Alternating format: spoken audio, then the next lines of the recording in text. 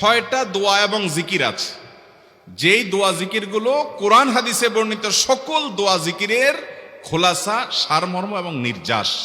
এই 6টাকে যদি কোনো মুসলমান নিয়মিত আঁকড়ে ধরে, তাহলে কোরআন এবং হাদিসের যত দোয়া এবং জিকির আছে কেমন যেন তার নির্যাসটা নিয়মিত সে আমল করলো। বলবো সেগুলা। এই 6টা দোয়া এবং জিকিরের মধ্যে সর্বপ্রথম হলো নবী করিম সাল্লাল্লাহু আলাইহি সাল্লামের প্রতি দুরূদ প্রেরণ করা। নবীজি সাল্লাল্লাহু আলাইহি সাল্লামের প্রতি দুরূদ প্রেরণ করার আমল এরকম আমল, আপনি যদি সারা দিনে শুধুমাত্র নবীজির প্রতি দুরূদ প্রেরণ করার আমলটাই জিকির হিসাবে সবচেয়ে বেশি করেন, দোয়া হিসাবে যদি এটাই আপনি সারাদিন করতে থাকেন, তো আপনার জন্য যথেষ্ট হবে। আল্লাহর কাছে আর কিছু না চাইলেও চলবে, আর কিছু না চাইলেও চলবে। দুরূদ মানে হলো নবীজির জন্য দোয়া করা। ভাই, আল্লাহ তার হাবিবকে রহম করবেন, আপনার আমার দোয়ার দিকে আল্লাহর তাকানোর কোনো ঠেকা আছে? নবীজি কি আমাদের দোয়ার কোনো মুখাপেক্ষী? কিন্তু আমরা তার জন্য দোয়া করলে ওই চান্সে আল্লাহ তাআলা আমাদের প্রতি অনুগ্রহ করবেন। একবার না, আপনি নবীজির প্রতি একবার রহমতের দোয়া করবেন, একবার দুরূদ পাঠ করবেন। মান সাল্লা আলাইয়া মাররাতান সাল্লাল্লাহু আলাইহি আশরা, নবীজি সাল্লাল্লাহু আলাইহি সাল্লাম বলেছেন, একবার আমার জন্য তোমরা দোয়া করলে, আমার প্রতি দুরূদ পাঠ করলে, আল্লাহ তাআলা তোমাদের জীবনে 10 বার 10 জায়গায় 10 টাইমস তোমাদের উপরে আল্লাহ তাআলা অনুগ্রহ করবেন। আপনি টেরও পাবেন না কত জায়গায় আল্লাহ অনুগ্রহ করেছেন। আল্লাহ বাঁচাই দিয়েছেন, একটুর জন্য শেষ হয়ে যান নাই। ওই যে দুরূদ পড়ছেন, আল্লাহ তাআলা রক্ষা করছে, আপনি খবরও নাই। আল্লাহ তাআলা আপনার প্রতি বিশাল একটা দান করছে, আপনি লক্ষ্য করেন নাই। ওই যে দুরূদ পড়ছেন একবার, 10 বার রহমত হবে। এভাবে যত দুরূদ পড়বে সে তত রহমত এবং অনুগ্রহ পাবে। এক সাহাবী বলেছেন, ইয়া রাসূলুল্লাহ, আমি আমার দোয়ার কত অংশ আপনার জন্য রিজার্ভ রাখবো? আমি তো আল্লাহর কাছে অনেক কিছু চাইবো, অনেক কিছু নিবেদন করব, আপনার জন্য যেন আল্লাহ রহমত নাজিল করে, এটাই হলো দুরূদ। এই দুরূদটা আমি কি পরিমাণ রাখবো? 4 ভাগের 1 ভাগ, 3 ভাগের 1 ভাগ, অর্ধেক? এরপরে সাহাবী বলছেন, আসলে যদি সবগুলোই করি, উনি এক একটা পার্সেন্টেজ বলছেন, আর নবী করিম সাল্লাল্লাহু আলাইহি সাল্লাম বলছেন যে, তাকে বুঝাচ্ছেন যে আরো বেশি করতে পারলে ভালো হয়। তো সাহাবী বাড়াইতে বাড়াইতে শেষ পর্যন্ত বলেন যে, আমার দোয়া যদি সবগুলো আপনার জন্য করি, আমি যদি আর কোনো দোয়া না করি, শুধু আপনার জন্যই দোয়া করি, নবী করিম সাল্লাল্লাহু আলাইহি সাল্লাম তাকে সুসংবাদ দিলেন যে, তাহলে তোমার আর কোনো সমস্যা থাকবে না, সব সমস্যা দূর হয়ে যাবে, তোমার কোনো পেরেশানি থাকবে না। ভাইরা আমার, দুরূদের আমল এমন একটা আমল যে আপনার জীবনে কোনো বিপদ, কোনো মুসিবত, কোনো পেরেশানি, কোনো সমস্যা দেখা দিয়েছে, আপনি যদি দুরূদ পড়তে থাকেন, কোনো কিছু মনে আসছে না, অনেক সময় ছাত্র জিজ্ঞেস করে, ভাই পরীক্ষার হলে পড়া ভুলে গেছি, কি করবো? আমি দুরূদ পড়া শুরু করেন। আরবদেরকে দেখা যায় কোনো কিছু ভুলে গেলে তারা বলে আল্লাহুম্মা সাল্লি আলা মুহাম্মদ, আল্লাহুম্মা সাল্লি আলা মুহাম্মদ, এটা শুরু করে তারা।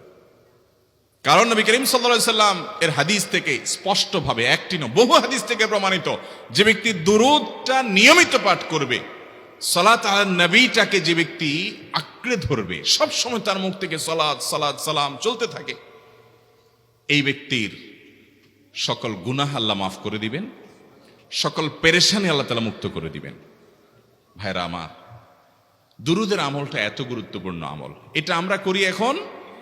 অনেকে আছেন যে আনুষ্ঠানিকতা যখন থাকে দুরূদের, মিলাদের, তখন একটু সালাত আলা নবী যেভাবে করেন, আর বাকি অনেকে আছেন যেগুলো করারও কোনো খোঁজ খবর নাই।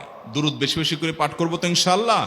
সবচেয়ে শ্রেষ্ঠ দুরূদ, সবচেয়ে উত্তম দুরূদ হলো দুরূদ ইব্রাহিম, যেটা নামাজে পড়েন। আর সবচেয়ে সংক্ষিপ্ত দুরূদ হলো সাল্লাল্লাহু আলাইহি ওয়াসাল্লাম। এছাড়া নবীজির প্রতি দোয়ামূলক যে কোনো দুরূদই আল্লাহর কাছে গ্রহণযোগ্য হতে পারে, যদি দুরূদের অর্থের মধ্যে, কথা বলার মধ্যে খারাপ কিছু না থাকে। দুরূদের নামে অনেকগুলো দুরূদ প্রচলিত আছে বিভিন্ন বই পুস্তকে, অমুক দুরূদ পড়লে অমুক এত নেকি হয়, বা অমুক দুরূদ পড়লে এতবার পড়লে ওই বিপদ দূর হয়। এগুলো কোনো হাদিস নির্দেশিত না, এগুলো হয়তো কারো তাজরিবা, অভিজ্ঞতা নির্ভর। কিন্তু হাদিস নির্দেশিত দুরূদ হলো দুরূদ ইব্রাহিম, আর সবচেয়ে সংক্ষিপ্ত দুরূদ হলো সাল্লাল্লাহু আলাইহি সাল্লাম। অর্থের ভিতরে যদি খারাপ কিছু, শিরকের কিছু না থাকে, নবীকে আবার আল্লাহর পর্যায়ে পৌঁছানোর মতো গোমরাহি যদি না থাকে দুরূদের অর্থের মধ্যে, তাহলে যে কোনো দুরূদই আপনি আল্লাহর কাছে পেশ করতে পারেন। তাহলে 6টা দোয়া হলো কোরআন হাদিসের শত শত সহস্র দোয়ার নির্যাস এবং খোলাসা। তার 1 নম্বর হলো দুরূদের আমল। করবো না বেশি বেশি ইনশাআল্লাহ? আমার জীবনে বহুবার এমন হয়েছে, বহুবার এমন এমন বিপদ যে দেয়ালে পিঠ ঠেকে গেছে, এখান থেকে উদ্ধারের কোনো পথ আর চোখের সামনে দেখা যাচ্ছে না। আমি এই আমলটি, এর পাশাপাশি ইস্তেগফারের আমল যেটা দ্বিতীয় নম্বরে বলবো আমি, এই দুটি আমল কন্টিনিউয়াসলি করে গেছে, হরদম প্রতি নিঃশ্বাসে নিঃশ্বাসে, বাস টয়লেটের টাইম বাদে বাকি ফুল টাইম এটা দুরুদ এবং ইস্তেগফার অব্যাহত রাখছি। আল্লাহ তাআলা এমন ভাবে অলৌকিক ভাবে উদ্ধার করেছেন যে আমার কল্পনায়ও আসে না যে এখান থেকে এভাবে হেল্প হতে পারে। ভাইরা আমার অভিজ্ঞতার 2 পয়সার কোনো মূল্য নাই। আমার অভিজ্ঞতা কি আসলো না আসলো এটাতে কিছু আসা যায় নাই। রহমতুল লিল আলামিন আল্লাহর রাসূল আল্লাহর নবী ওয়াদা করেছেন যে আপনার পেরেশানি দূর হবেই হবে ইনশাআল্লাহ। অতএব দুরুদের আমল বেশি বেশি করবো না ইনশাআল্লাহ। নাম্বার 2, ইস্তেগফার। ইস্তেগফার ইস্তেগফার এটাও বেশি বেশি করতে হবে, দুরুদও বেশি বেশি করতে হবে। দুরুদের ব্যাপারে নবী করিম সাল্লাল্লাহু আলাইহি সাল্লাম এক হাদিসে বলেছেন, আকসিরু আলাইয়া মিনাস সালাতি মিন ইয়াউমিল জুমআতি ওয়া লাইলাতিল জুমআহ। জুমার রাতে আর জুমার দিনে, অর্থাৎ বৃহস্পতিবার দিবাগত রাত আর জুমার দিন শুক্রবার, এই সময়গুলোতে তোমরা আমার প্রতি বেশি বেশি দুরুদ পাঠ করো। এই যে নবীজি বলছেন বেশি বেশি পাঠ করো, তাহলে দুরুদটা বেশি বেশি পাঠ করতে হবে। ঠিক একইভাবে 2 নম্বর যেটা, দ্বিতীয় আমল যেটা ইস্তেগফার, এটাও বেশি বেশি করতে হবে। কারণ ইস্তেগফার সম্পর্কে কোন কোন হাদিসের ভাষ্যের মধ্যে মান লাজিমাল ইস্তেগফার ভাষ্য এসেছে, অর্থাৎ যে ব্যক্তি ইস্তেগফারকে আঁকড়ে ধরবে, এটাকে কন্টিনিউয়াসলি করবে, ইস্তেগফার কখনো ছাড়বে না, সবসময় তার মধ্যে ইস্তেগফার অব্যাহত থাকবে, ওই ব্যক্তিকে আল্লাহ রাব্বুল আলামিন বিভিন্ন পেরেশানি থেকে সারপ্রাইজড হওয়ার মতো এমন এমন পথ বের করে দিবে যে সে চিন্তাও করে নাই। তার পেরেশানি থেকে মুক্তির পথ আল্লাহ তাআলা দেখায় দিবেন। ইস্তেগফার কিভাবে করবেন ভাই? ইস্তেগফার এমন একটা আমল, এটা ছাড়া তো আমাদের উপায় নাই ভাই। ইস্তেগফার আমাদের দুনিয়ার পেরেশানি দূর করবে, আখিরাতের পেরেশানি দূর করবে। দুনিয়ার পেরেশানি আমাদের বিপদ আপদ মুসিবত, এগুলো রিজিকের অনটন অভাব এগুলা, আর আখিরাতের পেরেশানি হলো আমাদের পাপ গুনাহ এগুলা। কোরআনে কারিমে আল্লাহ রাব্বুল আলামিন সূরা নূহের মধ্যে আল্লাহ নবী নূহ আলাইহিস সালাম তার সম্পর্কে বলছেন, ফাকুলতুস্তাগফিরু রাব্বাকুম ইন্নাহু কানা গাফফারা ইউরসিলিস সামাআ আলাইকুম মিদরারা ওয়া ইউমদিদুকুম বিআমওয়ালিন ওয়া বানিন ওয়া ইয়াজআল লাকুম জান্নাতিন ওয়া ইয়াজআল লাকুম আনহারা। তিনি বলেন, আমি বলেছি আমার জাতিকে তোমরা ইস্তেগফার করো, আল্লাহর কাছে ইস্তেগফারটা করতে থাকো। রুটি রুজি নাই, চাকরি নাই, ইনকাম নাই, ব্যবসা খারাপ যাচ্ছে, পেরেশানি হচ্ছে, ইস্তেগফার ধরো, কি হবে? ইন্নাহু কানা গাফফারা। যদি ইস্তেগফার করো, 1 নম্বর লাভ হলো আল্লাহ মাফ করে দিবেন গুনাহ। ইউরসিলিস সামাআ আলাইকুম মিদরারা, যাতে ফসল ভালো হয়, রিজিক ভালো হয়, সেই ব্যবস্থা আল্লাহ করবেন। ওয়া ইউমদিদুকুম বিআমওয়ালিন ওয়া বানিন, ছেলে মেয়ে হয় না অথবা ভালো ছেলে মেয়ে নাই, আল্লাহ তাআলা নেক সন্তান দিয়ে তোমাকে শক্তিশালী করবেন, সম্পদ দিয়ে শক্তিশালী করবেন। ওয়া ইয়াজআল লাকুম জান্নাতি ওয়া ইয়াজআল লাকুম আনহারা, আল্লাহ তাআলা প্রসবন দিবেন, ফসল দিবেন, বরকত দিবেন রুজিতে। কিসের মাধ্যমে? ইস্তেগফার। কিসের মাধ্যমে ভাই? ইস্তেগফার। আহা, ইস্তেগফারের আমল আমাদের দেশে মানুষ আমরা জানি না ভাই। এটি সারাক্ষণ তারা অবসর সময়গুলোতে ইস্তেগফার করতে থাকে, আস্তাগফিরুল্লাহ ওয়া আতুবু ইলাইহি, আস্তাগফিরুল্লাহ আস্তাগফিরুল্লাহ। মানে কি? আল্লাহর কাছে আমি ক্ষমা প্রার্থনা করি, আল্লাহর কাছে আমি মাপ চাই, আল্লাহর কাছে আমি তওবা করি, আল্লাহর দিকে আমি ধাবিত হই, আল্লাহর কাছে আমি ফিরে যাই, আস্তাগফিরুল্লাহ আস্তাগফিরুল্লাহ। আপনি বসে আছেন নিরিবিলি, ভাইরা আমার, এখন আর নিরিবিলি বলতে কোনো সময় নাই, এখন আর ফ্রি টাইম নাই, এখন আর আমাদের অবসর টাইম নাই। আস্তাগফিরুল্লাহ কখন বলবো? মোবাইল টিপতে টিপতে টিপতে টিপতে, ফেসবুকের নোটিফিকেশন দেখতে দেখতে দেখতে, লাইক কমেন্ট গুনতে গুনতে আমাদের এখন কোনো ফুরসত নাই। বাহিরে তো নাই, টয়লেটে গেলেও তখন আমাদের ব্যস্ততা মোবাইল নিয়ে, ফেসবুক নিয়ে, ঘুমাইতে গেলেও আমাদের ব্যস্ততা। ও ভাই আমার, অথচ আমার হায়াত শেষ হয়ে যাচ্ছে, আমল নামার শূন্য খালি, ফেসবুক টিপাটিপিতে পরিপূর্ণ। আল্লাহর কাছে কি নিয়ে যাবেন? ইস্তেগফার করবেন তো ইনশাআল্লাহ? অবসর সময় ইস্তেগফার করবেন তো ইনশাআল্লাহ? নিরিবিলি আছেন, একাকী আছেন, ইস্তেগফার চালায় দেন। 10 সেকেন্ড টাইম পাইছেন, ইস্তেগফার শুরু করে দেন। ডাক্তারের কাছে গেছেন, ওয়েটিং এ আছেন, বসে আছেন, ইস্তেগফার করতে থাকেন। সিরিয়াল আছেন কোন কাজের, ইস্তেগফার করতে থাকেন। ডিউটিতে যাচ্ছেন, গাড়িতে, বাইসাইকেলে, বাইকে, যে কোনো ভাবে পায়ে হেঁটে ইস্তেগফার করতে থাকেন।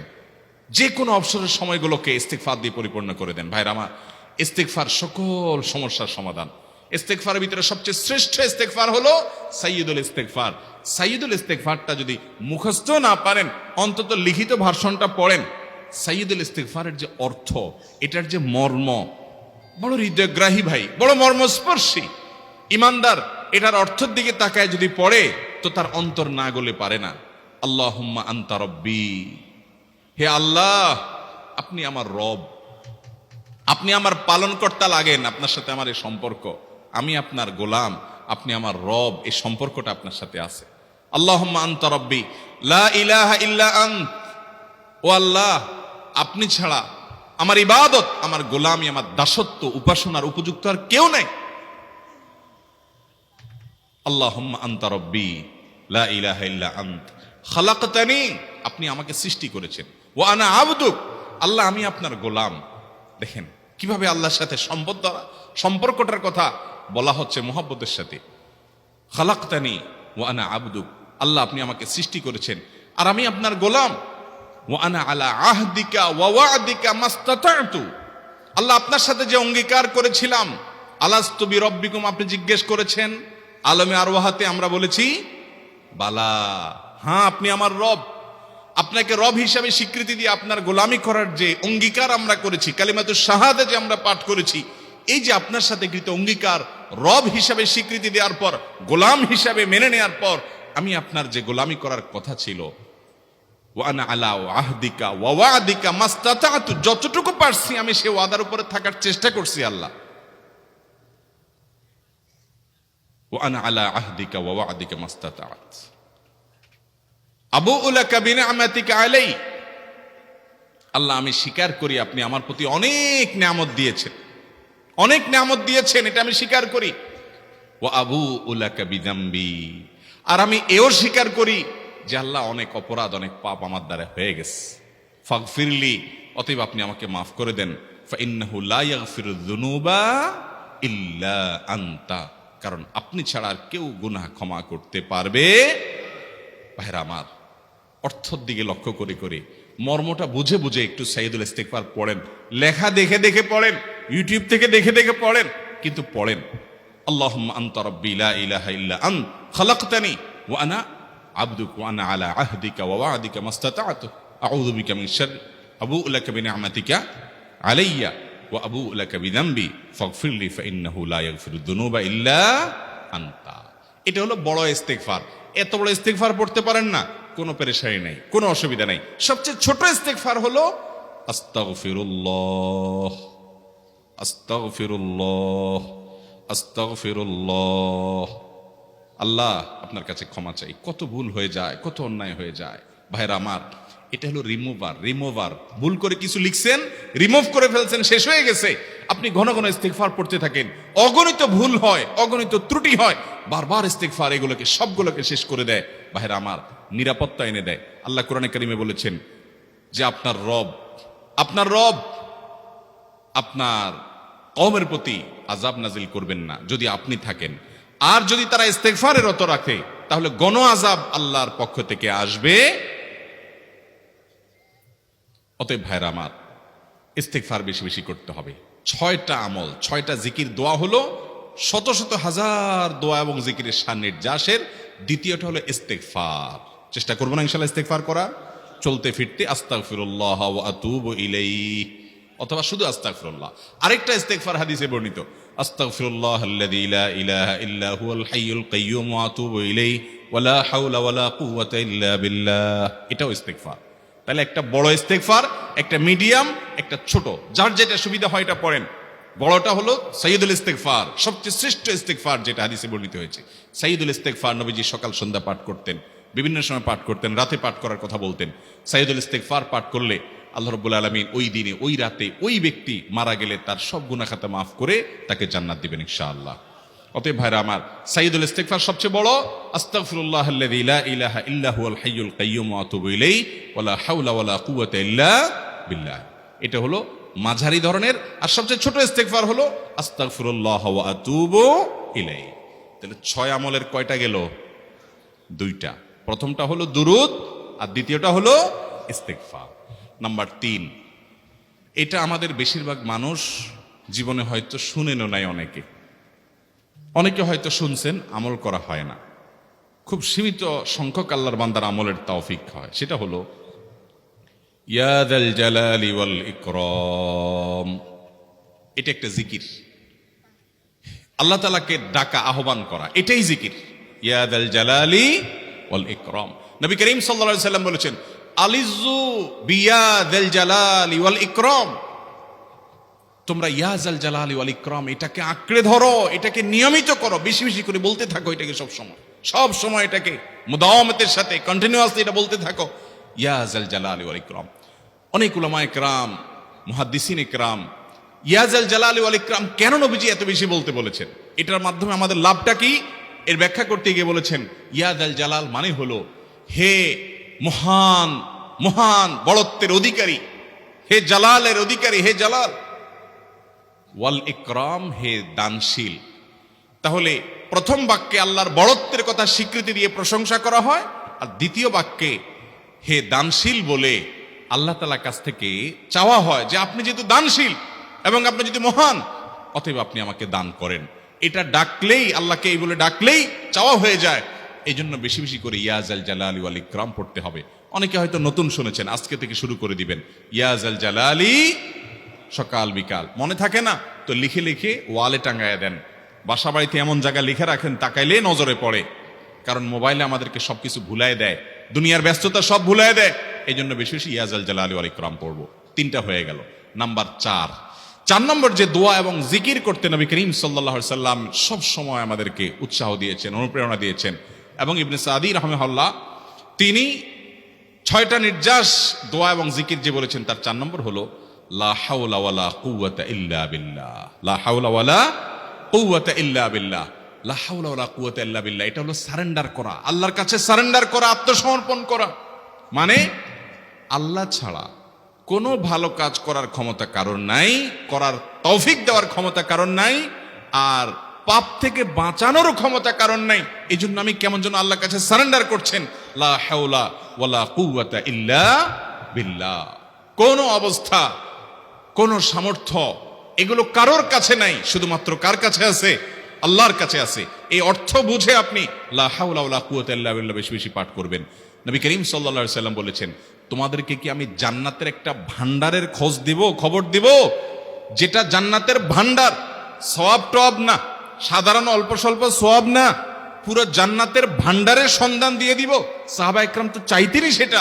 নবীজি সাল্লাল্লাহু আলাইহি সাল্লাম তখন বলেছেন যে লা হাওলা ওয়ালা কুওয়াতা ইল্লা বিল্লাহ, এটা হলো কানজুম মিন কুনুজিল জান্নাহ, জান্নাতের ভান্ডার সমূহের মধ্যে থেকে একটা বড় ভান্ডার হলো লা হাওলা ওয়ালা কুওয়াতা ইল্লা বিল্লাহ। অতএব এই আমলটাও বেশি বেশি করবেন। 4 নম্বর আমল হয়ে গেল। দুরুদের আমল 1, ইস্তিগফার আমল 2, ইয়া যাল জালালি ওয়াল ইকরাম 3, লা হাওলা ওয়ালা কুওয়াতা ইল্লা বিল্লাহ। কয়টা হলো? 4। 5 নম্বর আমল হলো দোয়া ইউনুস। দোয়া ইউনুস জানা আছে তো? লা ইলাহা ইল্লা আনতা সুবহানাকা ইন্নী কুনতু মিনাজ জালিমিন। ভাইরা আমার, অর্থের দিকে তাকায়া মাঝে মধ্যে মোবাইল টোবাইল সব ফালায় রেখে একটু আল্লাহর সাথে কথা বলবেন, আল্লাহর সাথে একটু কানেক্টেড হওয়ার চেষ্টা করবেন, আল্লাহর সাথে একটু সংযুক্ত হওয়ার চেষ্টা করবেন। ডিসকানেক্টেড তো পুরো লাইফটা কাটাই দিলেন, একটু কানেক্টেড হওয়ার চেষ্টা করেন। প্রতিদিন কিছু সময় বসে একটু জিকির করেন, চলতে ফিরতে একটু আল্লাহকে সময় দেন। আপনি উপকৃত হবেন, আপনার কল্ব জিন্দা হবে, আমল নামা সওয়াবে পরিপূর্ণ হবে। লা ইলাহা ইল্লা আনতা সুবহানাক ইন্নী কুনতু মিনাজ জালিমিন। অর্থের দিকে তাকান, কত মর্মস্পর্শী। লা ইলাহা ইল্লা আনতা, আল্লাহ আপনি ছাড়া কোনো সত্যিকারের মাহবুদ নাই, উপাস্য নাই। সুবহানাক, আপনি পবিত্র, আমি আপনার পবিত্রতা জ্ঞাপন করছি। ইন্নী কুনতু মিনাজ জালিমিন, তবে আমি সেসব মানুষদের অন্তর্ভুক্ত যারা নিজের প্রতি নিজে জুলুম করেছে, অবিচার করেছে, অন্যায় করে আমার নিজের পায়ে নিজে কুড়াল মেরেছি বহু। অতএব আপনি আমাদের প্রতি রহম করেন। এই দোয়া পাঠ করে আপনারা সবাই জানেন আল্লাহর একজন নবী, তিনি জীবনের সবচেয়ে কঠিন পরিস্থিতির মুখোমুখি হয়ে এমন বিপদে পড়েছেন যে বিপদ থেকে উদ্ধারের কোনো পথ ছিল না। দুনিয়াবী সকল সিস্টেম বলবে যে সমুদ্রে নিক্ষেপিত হয়ে বিশাল বড় সমুদ্রের প্রাণী মাছের পেটে চলে গেলে সে মানুষ আবার বাঁচে কিভাবে? মুহূর্তের ভিতরে তো মারা যাবে অক্সিজেনের অভাবে। এটাই দুনিয়ার সিস্টেম বলে। আল্লাহ তাআলা অলৌকিক ভাবে, লৌকিক সিস্টেমের ঊর্ধ্বে রেখে আল্লাহ তাআলা তাকে এই বাক্য পাঠ করার কারণে এর মাধ্যমে আল্লাহ তাকে মুক্তি দান করেছেন। এবং আল্লাহ তাআলা এই ঘটনা কোরআনে উল্লেখ করার পর একটা সুসংবাদ বলছেন আমাদের সবার জন্য, বিরাট বড় আনন্দের সংবাদ। আল্লাহ বলেছেন, ওয়াকাযালিকা নুনজিল মুমিনিন। এই বাক্য পাঠ করার পর ইউনূস আলাইহিস সালামকে শুধু রক্ষা করেছেন আল্লাহ তাই নয়, আল্লাহ বলেছেন একইভাবে তাকে যেরকম রক্ষা করেছি, এই বাক্য যদি কেউ পড়ার মতো পড়ে, হক আদায় করে পড়ে, মনের গভীর থেকে পড়ে, মর্ম উপলব্ধি করে পড়ে, নিয়মিত পড়ে, ওয়াকাযালিকা নুনজিল মুমিনিন, ঈমানদারদেরকে আমি রক্ষা করে দেব এভাবে। আরো শুনবেন, আমাদের প্রিয় নবী সাল্লাল্লাহু আলাইহি ওয়াসাল্লাম বলেছেন, তোমরা আমার ভাই ইউনূস ইবনে মাত্তা যে দোয়া করেছে, ওই দোয়াটাকে তোমরা আঁকড়ে ধরবা, যে কোনো বিপদে আপদে মুসিবতে আল্লাহর কাছে চাইবা। ভাইরা আমার, আমরা বিপদ আপদে পড়লে হুজুরদের কাছে চলে যায় দোয়ার জন্য, অনেকে মাজারে চলে যায়, সেখানে মানত করে, টাকা পয়সা দেয় বিপদ উদ্ধার করার জন্য। কপাল পড়া জানে না ও কার গোলাম, ও আরশে আজিমের মালিকের গোলাম, তার সাথে ডাইরেক্ট কানেক্টেড হওয়ার সুযোগ আছে, শুধু ইউজ করলেই হয়, সুইচ দিলেই হয়। কপাল পড়া জানে না, ডানে বামে গিয়ে নিজের আমল বরবাদ করে, ঈমান বরবাদ করে, তাওহীদ নষ্ট করে। ভাইরা আমার, তাহলে যে কোনো সমস্যা ফিল করি অথবা স্বাভাবিক অবস্থাতে দোয়া ইউনূস পাঠ করব, লা ইলাহা ইল্লা আনতা সুবহানাকা ইন্নী কুনতু মিনাজ জালিমিন। ভাইরা আমার, দুনিয়ার মানুষের কাছে আপনি অপরাধী এটা বললে খারাপ লাগে। আপনি একটা অফিসে চাকরি করেন, দুর্নীতি করে চুরি করে ধরা পড়ছেন, বসের কাছে যে মাপ চাইছেন, স্যার ভুল হয়ে গেছে, আর কখনো করব না, লোভে পড়ে করে ফেলছি, বিপদে পড়ছিলাম, টাকা টানছিল স্যার, আর কোনোদিন করব না, মাফ করে দেন স্যার, চাকরিটা রাখেন স্যার। আপনি মাপ চাইলেন, লজ্জিত হলেন, চোখের পানি ফেললেন, পাও ধরে মাপ চাইলেন, ছোট হলেন। এই ছোট হওয়ার পরে আপনার চাকরি যদি টিকেও যায়, বস যদি আপনাকে মাফ করেও দেন, তারপরেও কি আপনার কাছে ভালো লাগবে? না এত বড় একটা অঘটন ঘটলো, ছোট হলেন, সবার সামনে লজ্জিত হলেন, অনুতপ্ত হলেন, ধরা পড়লেন, মাপ চাইতে হলো, এজন্য আপনার খারাপ লাগবে না? কিরকম খারাপ লাগবে? এত খারাপ লাগে অনেকে সহ্য করতে পারে না, গুনাহের দিকে চলে যায়, আত্মহত্যা পর্যন্ত করে ফেলে, এই বেইজ্জতি সহ্য করতে পারে না। ঠিক না বে ঠিক? মানুষের কাছে মাপ চাইলে, মানুষের কাছে ছোট হলে মানুষের কষ্ট হয়। অদ্ভুত!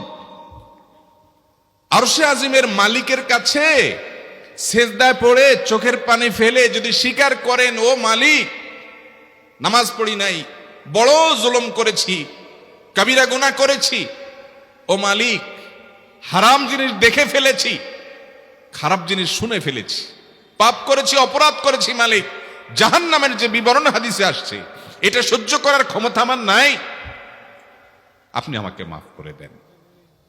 এইভাবে যদি আল্লাহর কাছে একটু চোখের পানি ফেলে দোয়া করেন, একটু দোয়া করে দেখেন, আল্লাহর শপথ করে বলছি, আপনার জীবনে সবচাইতে আনন্দের মুহূর্ত হবে তখন, যেদিন এরকম দোয়া করতে পেরেছেন, চোখের পানি ফেলতে ফেলেছেন।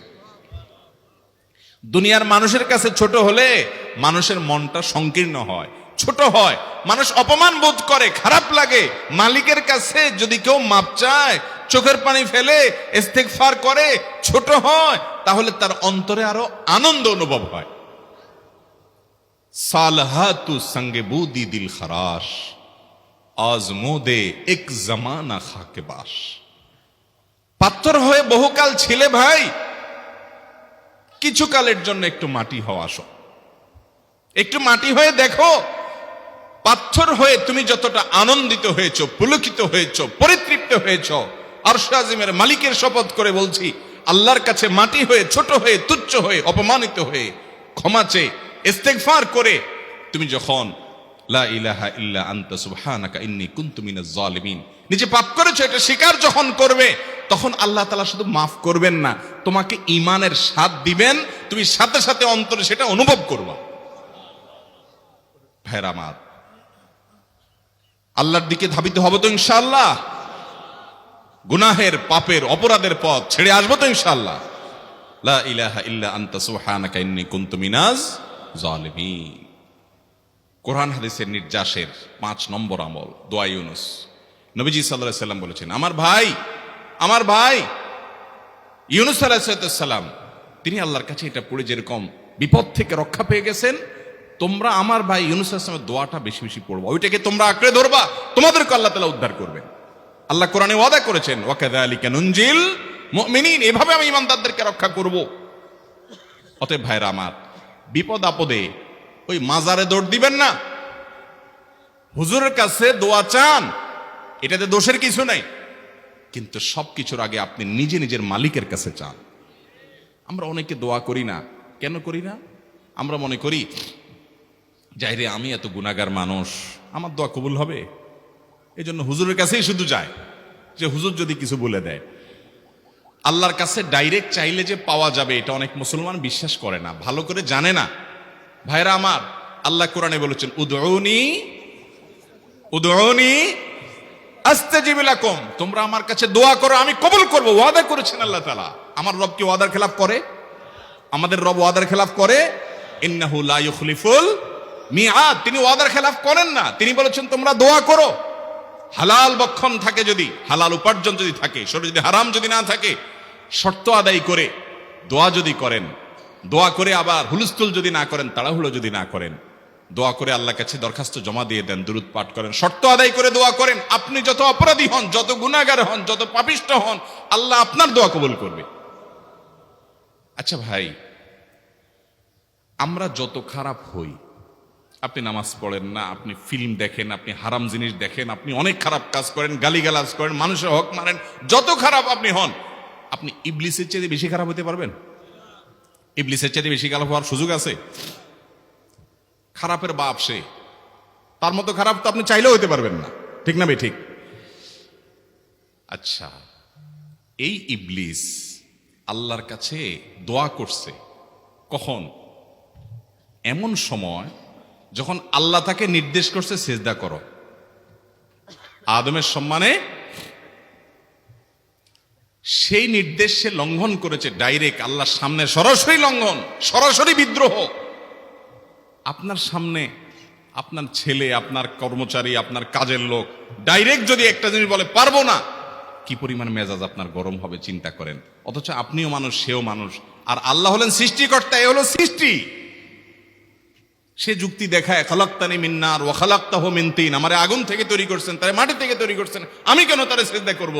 তর্ক যুক্তি হাজির করে আল্লাহর নির্দেশকে আল্লাহর সামনে লঙ্ঘন করেছে। কত ডেঞ্জারাস সিচুয়েশন বুঝেন, কি পরিমাণ রাগ আল্লাহ রাব্বুল আলামিন হওয়ার কথা। তার তো গুণবাচক নাম শুধু রহমান রহিম না, তার গুণবাচক নাম আছে কি? কাহার, জব্বার। তো আল্লাহ রাব্বুল আলামিনের এই গুণবাচক নামও তো আছে। তিনি হচ্ছে প্রচন্ড রকমের কাহারের অধিকারী। তো আল্লাহর সামনে ডাইরেক্ট তার আদেশকে লঙ্ঘন করেছে, হঠকারিতা দেখিয়েছে, অহংকার করেছে, দম্ভ দেখিয়েছে, এত বড় বেয়াদবি করেছে। ওই টাইমে আল্লাহ তাআলা তো রাগ হওয়ার কথা। ওই রাগের সময়, ওই কঠিন সময় ইবলিস যখন আল্লাহ তাকে বললেন, যাও ফখরুজ মিনহা ফাইন্নাকা রাজিম, জান্নাত থেকে বের হও, তুমি বিতাড়িত, আল্লাহ রাগ হয়ে তাকে জান্নাত থেকে বের করে দিলেন। ভাইরা আমার, এই রকম সময় পর্যন্ত ইবলিস দোয়া করে বসছে। কি দোয়া করছে? রব্বি আনজিরনি ইলা ইয়াউমি ইউবআসুন, আল্লাহ আমাকে সুযোগ দেন, কিয়ামত পর্যন্ত হায়াতটা দেন আমারে, দোয়া করে বসছে। কিন্তু আল্লাহ তাআলা কি করছেন? আল্লাহ বলছেন, তো বড় সাহস তোর, বেটা মাত্র সিজদা করতে বলছেন, করলি না, কমবখত, আবার দোয়া করস? আল্লাহ সেটা বলেন নাই। আল্লাহ কি করছেন? ইন্নাকা মিনাল মুনজারিন, যাও তোমাকে সুযোগ দেয়া হলো। সুবহানাল্লাহ। ইবলিস যদি আল্লাহর রাগ হওয়ার মতো সময়ে, ক্রোধ হওয়ার মতো সময়ে আল্লাহর সামনে আল্লাহর সরাসরি অবাধ্য হয়ে আল্লাহ তাকে বের করে দিচ্ছেন বিতাড়িত শয়তানকে, ওই টাইমে যদি দোয়া করার পর ইবলিসের দোয়া কবুল হয়, ও মুসলমান, আপনি আল্লাহর গোলাম হিসেবে নিজেকে স্বীকার করেন, আপনি যত পাপিষ্ঠ হন না কেন, আপনার দোয়া কেন কবুল হবে? আল্লাহর কাছে দোয়া করবো না ইনশাআল্লাহ?